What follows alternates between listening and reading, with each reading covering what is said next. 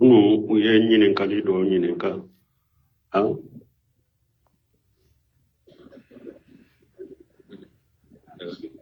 kunu ka ɲininkali k'a fɔ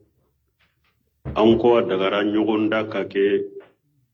ciden tila kelemina minnu tun bɛ ka ɲɔgɔn da k'u la ka wari da ni mɔgɔ min ye danni kɛ bɛ wari ta a dagara ciden ye wari tali daga olu da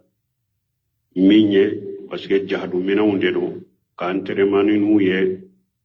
jahadu ye ko yala sisan keleminɛnw bɛ don a la wa an ko o bɛ taa lajɛ si a y'a sɔrɔ a bɛ n bolo اللقاء والباب المفتوح لو سمي رحمه الله وأن كرننا أكو شيسان فنا كلمينو بدوالا شيسان فنا كلمينو يموني أبدا نيغون دا كاكي أولا وري كادا نمو من دانيتا مانا أغسلين أبوليلين أولا دغلي نيغون دا دغرا أفنا لك وري دا من دانيتا إباتا أبكو من تشيدين تلك كلمينو نيغون دا دغرو لا تشوكومي Cheikh Albani fana bode ka Abdurrahman Sadi nunu don ke baga ubaka sisa fana ka kele minaw nambe jahadu be keni munu nye sisa adagara nyogon daka ke ulu fana la komi ciden tile nka minaw chogo ni nye folo yo fulana kunu nyininkali kera yala ita matoka dumunike anko maharamu fentala abo chogo de la fana Abdullah ibn Umar ka hadisabe kunna نأكل على أحد رسول الله صلى الله عليه وسلم ونحن نمشي ونسرب ونحن قيام donc ako ciden tire la kulu tumbe dumunike utamato ube dumunike ujole ube mi ni hadisa ya ira doni ke bawo ko ni hadisa ya ira shebo uluka wakati fanchama utumbe sigi ka dumunike de me wakati udol haju koso utamato be dumunike mais ni maliki majabi ka mogo do la ye o b'a fɔ ka taama mɔgɔw cɛ la ka taama sugu la ube itamatɔ ka to ka dumuni kɛ o yahrumu almuruwa ko a bɛ hadamaden ka hadamadenya dafalen a b'a nagasi bunu simila ibn abe kuma ni yɔrɔ kan a ko minnu b'a fɔ ko i ka taama mɔgɔw cɛ la ube sugu itamatɔ ka to ka dumuni kɛ comme makarhudo haramu tere adagara me makarhudo parce que abika hadamadiya dafali nagasi ako ote a chogo la itilam ako obesagi kata wakati u chogo derma ani yoro u chogo ani hadamaden yere kala hala wakati dola mugo do bolo wakati dola oye ko jugo baye u bolo wakati dola fanala obeke o ko jugo yala mugo nye kora ko misali la ako ulu ka wakati kumfolo ka demisane wakati ika dumuni ke sugula o tunyo fenjugu bade ubolo ako mesisa eresora no dumuni yero be sugula mo be dumuni ke sugula mo ta jate fenjugu yere o wakati uchogola koso wakati dola frendo akache ka jugu mo nye koro wakati dola fana bena bade obala ani fana yoro utekeleye ibe soro mo do au ka yorola itamato ka dumuni ke suguna ube tamato ka dumuni ke bedelo tajate koye ato bolo ko juguye donc yoro sugula itamato ka dumuni ke ko jugute ne ba suro yoro do fanala ale wulu bolo hada maden koni sugula itamato ka to ka dumuni ke ube bedde ko itamato ka dumuni ke abu bolo ko juguye wala iba toye wala abeke wulu fana ibolo ko juguye ni nye wakatu yoro e wa hada madon fana tekelenye ala mogo do be o tamato be dumuni ke mogo sima kota bolo o ta jata ye ko jugu yere ke mogo do be sugu la jama chela be tama be dumuni ke mogo ta jate mina yere me mogo do be ebe alaye mi bonyani karamani palasi mindi ema itamato ni ye dumuni ke dro abe hadama don ewa njoyila ube sugula itamato ye dumuni ka me hadama don njoyila karasa yere de fulani ye sugula be tama be dumuni ke nin chogola ola amanka e ka ke wala hari na daga le amanka ke ka ke wala don ke bo ye nin faranfansha nati itamato ka dumuni ke bashi tala de adagara wala me ni la halaw ni ko chogoye abeke makoro ye bolo yoro dola ni la halaw doye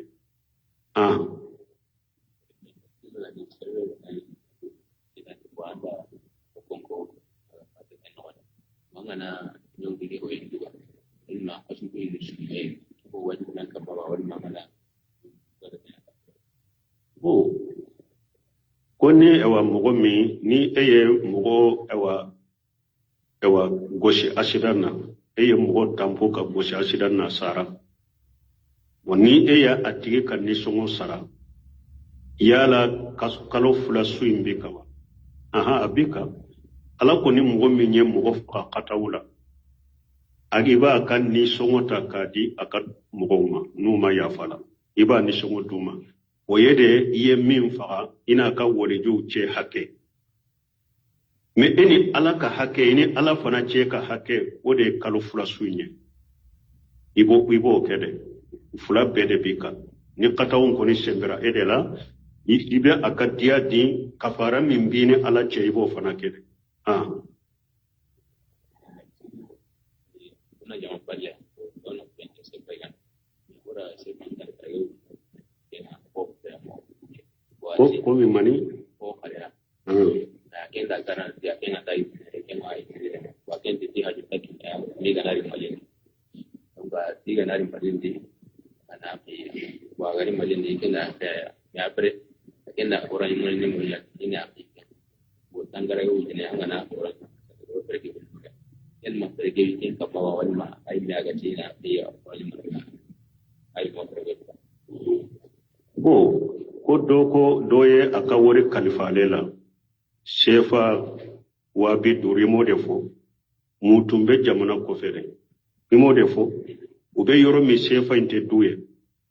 aya kalifalela o ko ale ko ni emma ko te shefa nya ya kalifanela nebe baraka ala de nebe akemma ko yede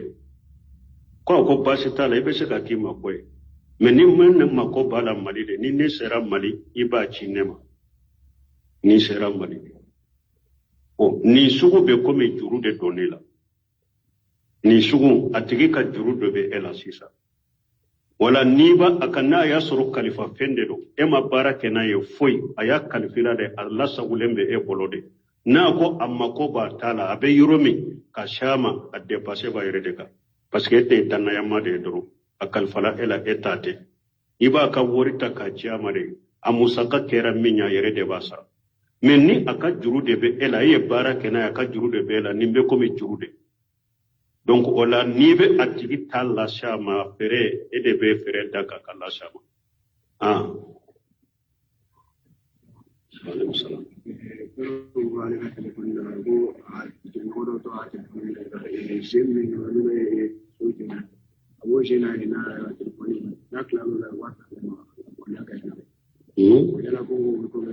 bo yin kali dobe akana to kan sagi sago kan kunu yin juye ko an kuma naka ko ka telefoni mo dobe ka bika mo dobe abe ka telefoni ta ka juye kenai bonna tilala be telefoni sage man na ganyira juye na be wori de mo be chugodi ko fulbe en no fe fula yi ka telefoni dama ye juye haramule min kenai iya deme junubuni ya dala abe junubu soro juye na ibo nyogona soro aye juye haramule munun kal min kenai kele fulana ben na fulo min takadima na ganyira juye la haramu yara kamina adebe e kamina be min fuye woye wode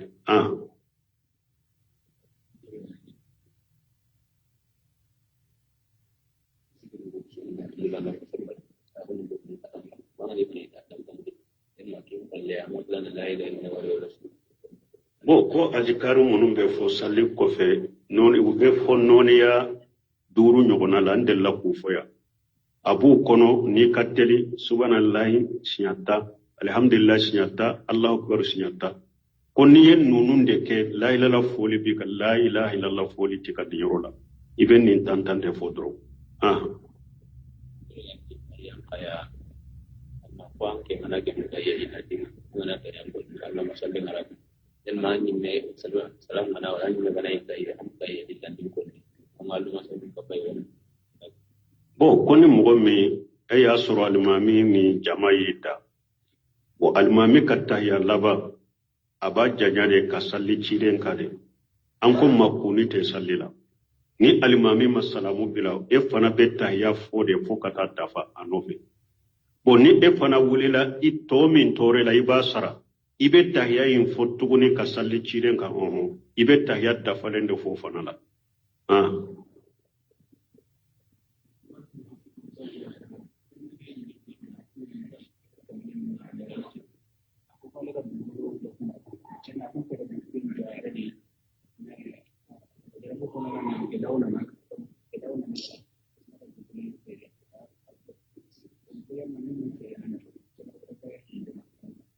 ko do ko ale ka dugukolo tumba bolo atumbe aye dugukolo isa atonta bolo fere bolo ka ya bila de sana mako kasama pura yere kana jo mais ala ya ke dese ya soro sisa ye dugukolo in fere jaka balawa dugukolo nye fengo fenke a dalen do ni e ka ngania tunte fere jakata ka ola jaka ya tare domi ya ngania ka bila sugula e ya bila fere bolo ka domi abe jate marasandisi o donde mesino samunun temenala ni etuma bila sugula jakata ka ola abira la sugula domi aka marasandisi ya daminana o donde donc niya aka wori soro iya mara de sanyele manaka iba jakabo ube iya bila marasandisi la ewa domi ni sanyele manala kato abe fere boloka ama fere jakaba ka odela abata depuis domi ya bila sugula domi ni atora o fere bolonde ka fo sanyele manala kato marasandisi la no sanyele manade aka jakabi ka marasandisi jaka sino ye fengo fenke dalila ka sorima nganya ka bila sugula jaka tunta ka wala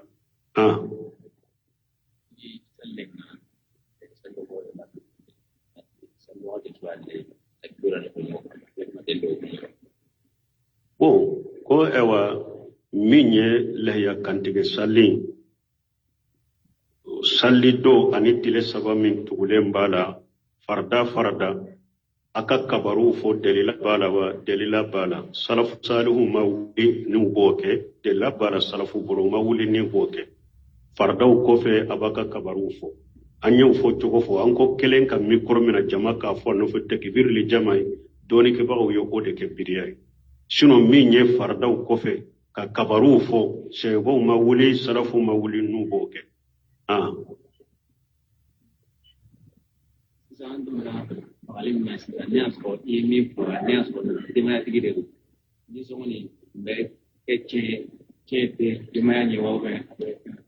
niye mɔgɔ min faga ni ya a nisɔngɔ bɔ nisɔngɔ in ye tiɲɛ de tiɲɛ tabagaw de waati la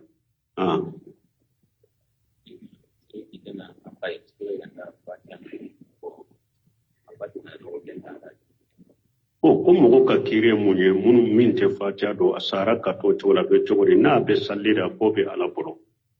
parce que ciiden ko ni mɔgɔ min dɛsɛra fatiya la pewu i k'a fɔ subhanallah alhamdulillah wa la ilaha illallah wallahu akbar i ko bila n'o la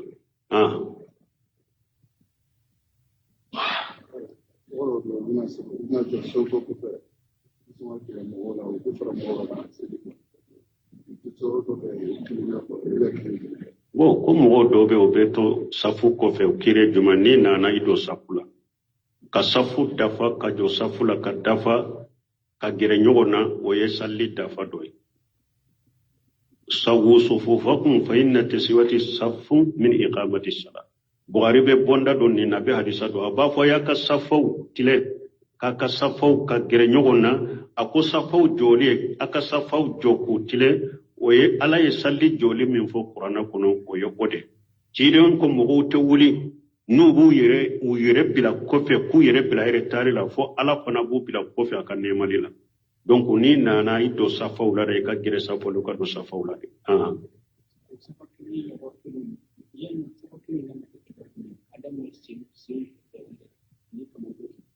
bon safa tile bɛ kɛ cogo min min ye alikaba kuru fila de bɛ bila ɲɔgɔn tile la safa bɛ tile na alikaba kuru fila de hadamadenw minnu b'a fɔ ko senkɔni ni fɛnw senkɔniw ka jan ɲɔgɔn ye mɔgɔw ka senfaraw ka jan ɲɔgɔn ye safaw bɛ tile de alikaba kuru fila ninnu de bɛ bila ɲɔgɔn ye tile la sɛbɛw yɛrɛ tile la olu bɛ gɛrɛ ɲɔgɔn na de fɔlɔ fo alikaba kuru fila ninnu bɛ maga ɲɔgɔn na olu bɛ gɛrɛ ɲɔgɔn na fo alikaba kuru fila ninnu bɛ maga ɲɔgɔn na de donc hali n'u ma maga ɲɔgɔn na a k'u bila ɲɔgɔn tile la hadamaden jɔdɔ senw tileli alikaba kuru fila ka bila ɲɔgɔn tile la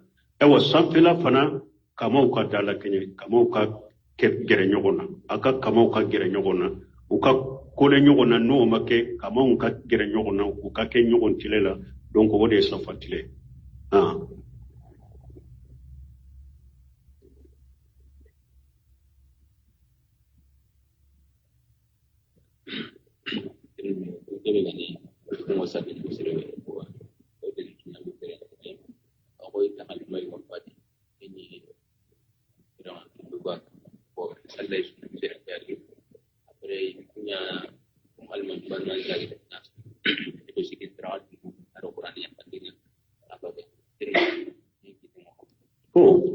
ko lo be salli misiri mena ko ba fu ko sunna misiri de do ko me do fatura tumbe tere gade ka ko sallira ka katile saba sarakati boke ko be chogodi tawutigi yere nyinen kala folo munu nyen ninga yebu do tawutigu nyinen ka ibe konna jamun kuye ika kuye awun ten kanyini kali jabi teke nununka parce e ka kuma de ro akera ba make antado an ko ni be min fo e yere ya do mo min be tere gawde ka amanka aka sallo ka sunna misiri kono ube kata o tile saba sarakati bola ti kata tile saba sarakati bola o ye bidade tile binane sarakati bo o ye bidade amanka ni mo min ko ebe cilen ka sunna de labato ate daga ikadaga nununa donc men nunun ta uyake pumin kama yere punyinen ka ebe konnan jamme kuye ka kuye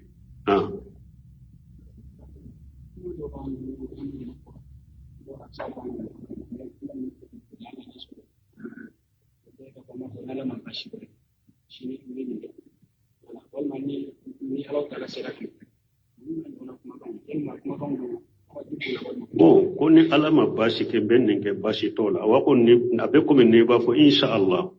ni ala sonna mana ni ko were min soro ko min nye basi ni be dese ka ke mbake o koro e ode bon ni ala sera kan ne ke kana fo la te dese fena bon o koni kana fo la te dese fena wa alaikum salam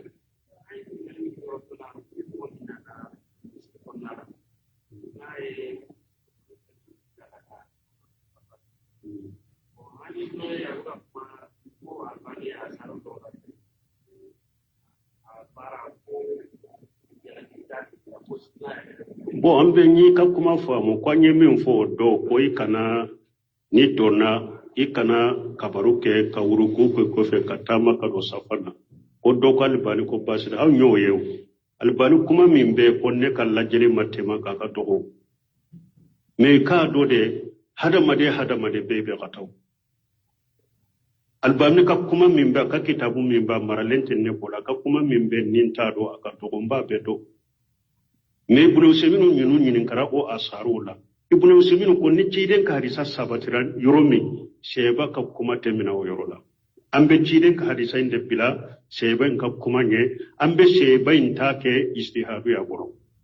na ben na sawaba ma baraji baye akakato ala baye afa na mabbe ewa sawaba ma fana kakato ala baye afa me ambe ciden ka hadisa leta uko abibakirata de nana ciden aye uruku ko kofe katama kado safala ciden ko alaki jiri korto la kana salya ikana nyono fula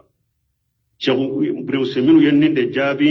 bombaji benninde ka salu fawzan benninde ka lejnatu daima yenninde jabi abdul musin num be yenninde jabi an fana bo ode ka uko sebo ka kuma munum be ante ciden ka antu lubila ciden ka harisa sahalenye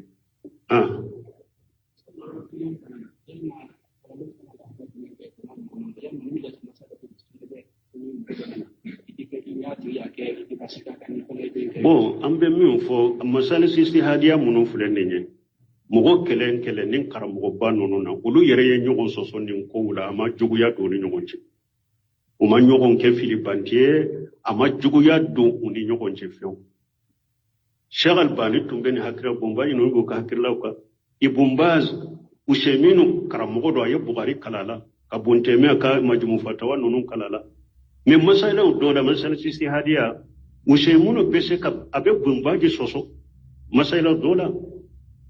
Cheikh Salih Fawzan be bumbaji soso masala do da unu Cheikh Albani be bo nyogon koro masala do da masala sisi hadiya udero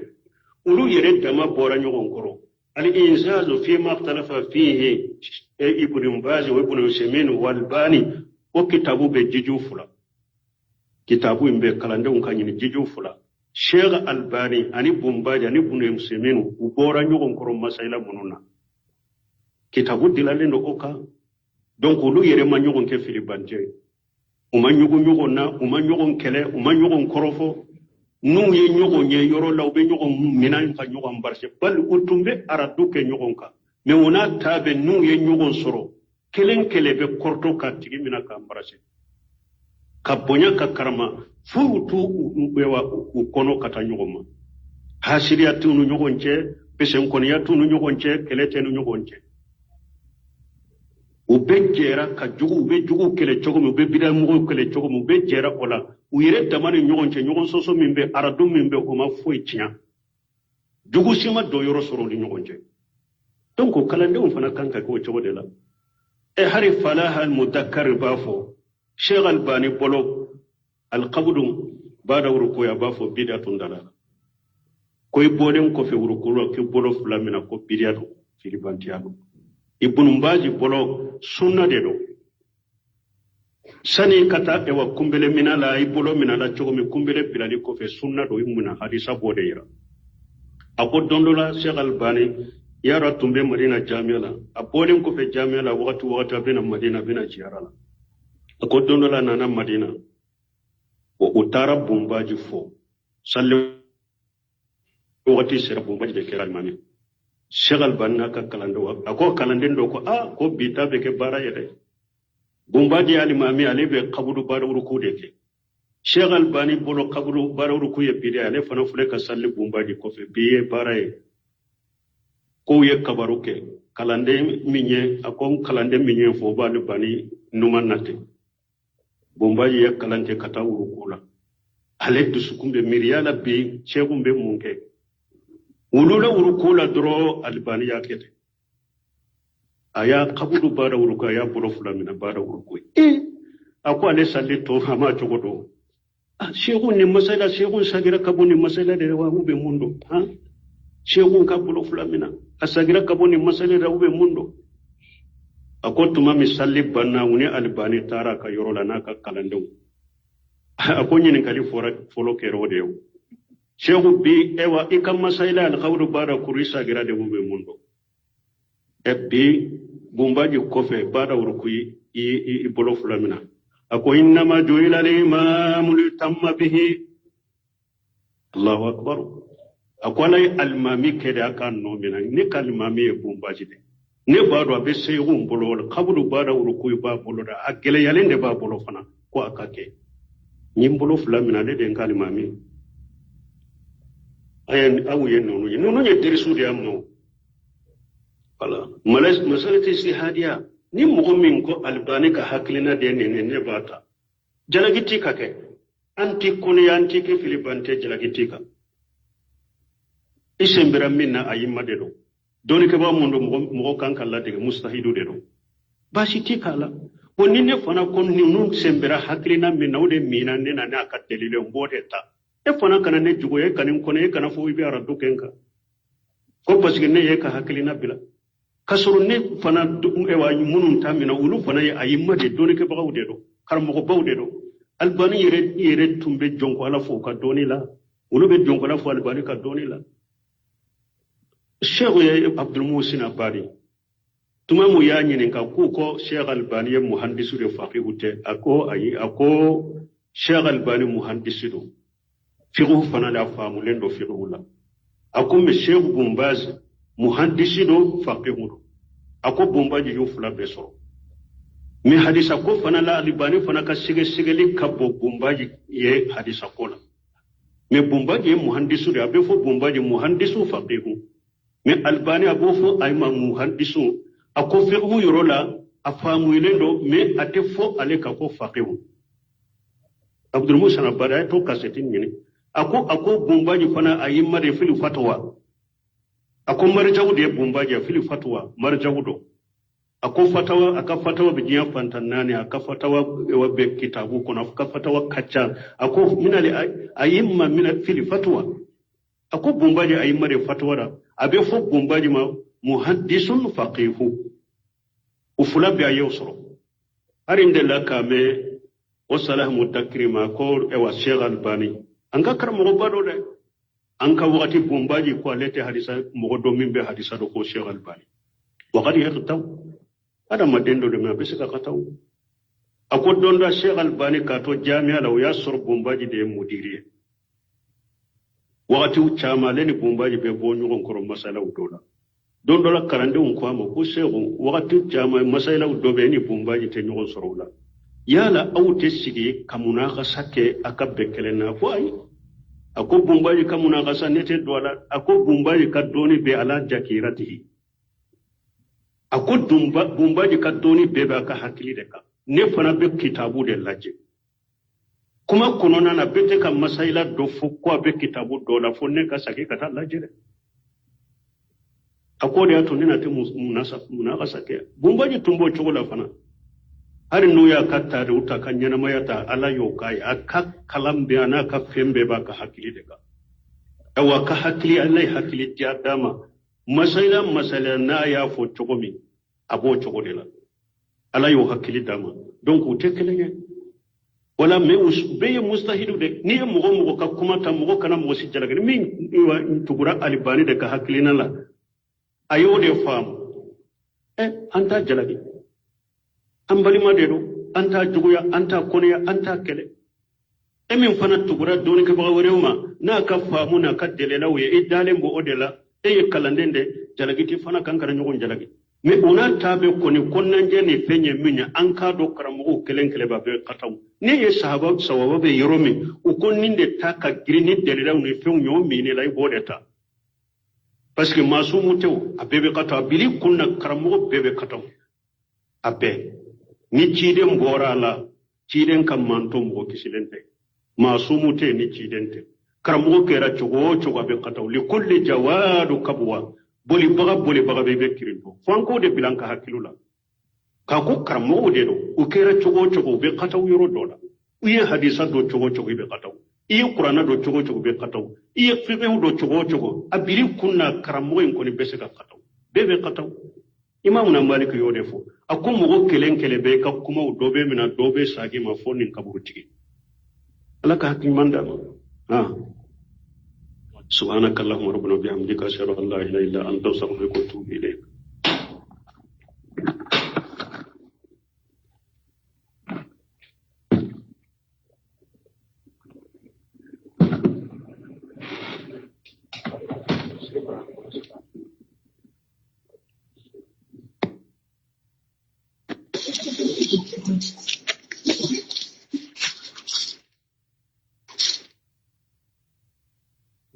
uye nyinen kali do nyinen ka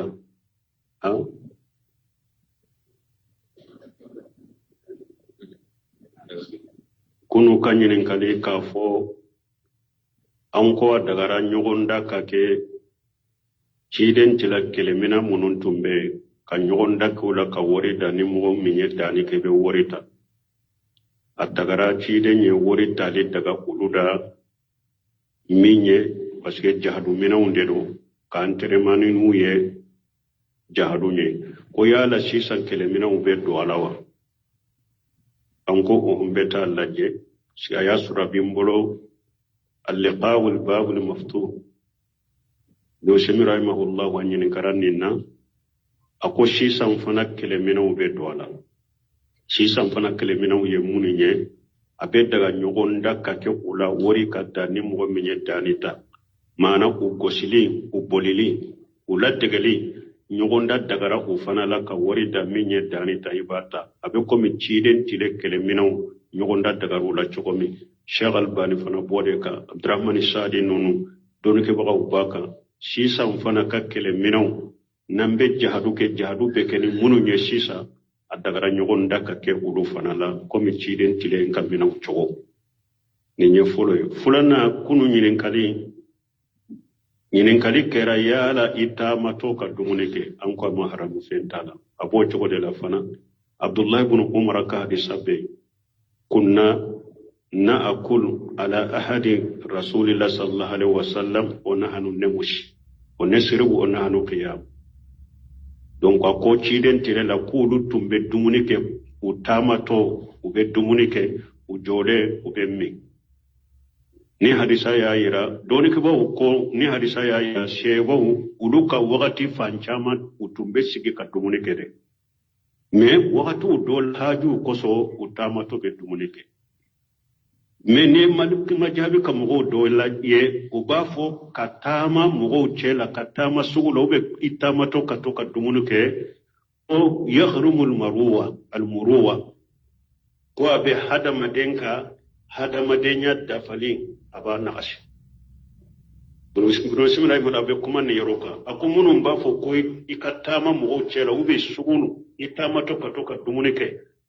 ko makarhudo haramu tere adagara me makarhudo parce que abika hadama deya dafalin naqash ako ote a chogola la itilam ako obesagi kata wakati uchogo derma ani yoro uchogo ani hada madan yere kala hala wakati dola mugo do bolo wakati dola oye ko jugo baye bolo wakati dola fanala obeke o jugo yala mugo nye kora ko misali la ako uluka wakati kumfolo ka demisane wakati ika dumuni ke sugula o tunyo fenjugo bade bolo ako mesisa ere suara ni dumuni yero be sugula mugo be dumuni ke sugula mugo ta jate fenjugo yere o wakati uchogo la koso wakati dola fendo aka cheka jugo mugo nye koro wakati dola fana bena badde obala ani fana yoro utekelenye ibe soro mugo do au ka yoro la itamato ka dumuni ke suguna ube tamato ka dumuni ke bedela uta jate koye atu bolo ko jugo ye donc yoro sugula itamato ka dumuni ke ko jugute ne ba soro yoro do fana la ale ulu bolo hada maden koni sugula itamato ka toka dumuni ke ube bedde kono itamato ka dumuni ke abu bolo ko juguye wala iba toye wala abeke ulu fana ibolo ko juguye ni nye wakatu yoro e wa hada maden fana tekelenye ala mogo do be o tamato be dumuni ke mogo sima ko tabolo uta jata yoko jugu yereke mogo do be sugula jama chela be tama be dumuni ke mogo ta jate mina yere me mogo do be